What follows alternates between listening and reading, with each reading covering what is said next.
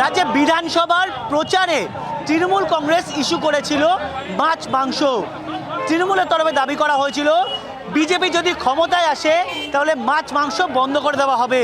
ইতিমধ্যেই ফলাফল বেরোতে শুরু করেছে, তাতে বিজেপি যেখানে অনেকটাই এগিয়ে রয়েছে, বলা চলে তারা সরকার গঠন করতে চলেছে।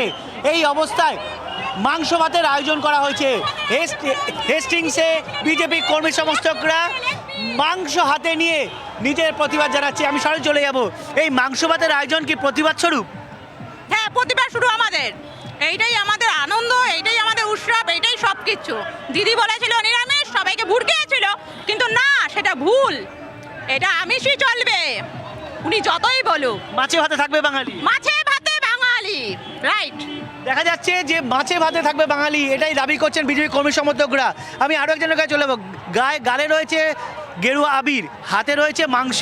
এই মাংস ভাত এইটা কতটা গুরুত্বপূর্ণ এবং তৃণমূলকে কি বলবে? মমতা ব্যানার্জি বলেছিল যে মাছ, বিজেপিরা মাছ খায় না, নিরামিষ খায়। তো আমরা দেখিয়ে দিচ্ছি যে আমরা বাঙালি বিজেপি, মাংসও খাবো, মাছও খাবো, এরপরে মাছও খাবো, পাতে পেতে মাছ খাবো। সরকার গড়তে চলেছি। সরকার যখন গড়বো, অলরেডি গড়ে ফেলেছি, আমরা বিধানসভায় যাচ্ছি, গিয়ে আমরা দেখাবো যে বিজেপি কি পারে।